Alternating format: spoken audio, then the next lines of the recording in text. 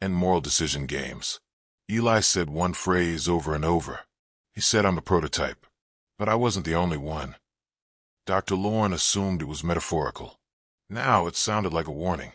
Agents traced the photo paper from the Polaroid back to a small-town pharmacy in upstate Vermont. Security footage confirmed Eli's presence, and a second figure, heavily disguised, but walking with a limp and wearing gloves in the middle of summer. They followed the trail to an abandoned medical facility in the woods. What they found shocked even seasoned officers. The building still had power. Inside were rusted cribs, padded cells with claw marks, and burnt patient logs. But deep underground, they discovered a sublevel with intact files. One folder labeled Continuation Protocol. Subject 20 had recent entries. The name scribbled at the bottom. David. David had been the syndicate's next attempt. Smarter, quieter, but unstable. He had vanished 5 years ago after a fire, just like Eli. It became horrifyingly clear. Eli hadn't murdered Charles in revenge. He was sending a message. He knew David was alive and had resumed the syndicate's work. Charles was the first domino, and Eli might be the only one who could stop what was coming. Marla received a call that night. Surveillance picked up Eli entering a train station, but he wasn't alone. Walking beside him was a man about his age, pale skin, sharp jawline, wearing dark glasses and carrying a leather satchel. David. They boarded a train headed north. Not fleeing, hunting. Hours later, officers discovered a chilling scene at a syndicate member's remote estate. The body of the owner, his eyes wide open in terror, an antique Lazarus insignia stuffed in his mouth, pinned to the wall in blood-red ink. We were their test subjects. Now we're rewriting the experiment. Marla stood outside the estate as the wind picked up, whispering through the trees like the ghosts of forgotten children. She realized something that hadn't occurred to her in days. They never actually arrested Eli, because the truth was never about justice. It was about control. And now, no one was in control anymore. If you don't want to miss the next chilling mystery, hit subscribe and tap the bell, because the truth always comes out, but only for those who are watching.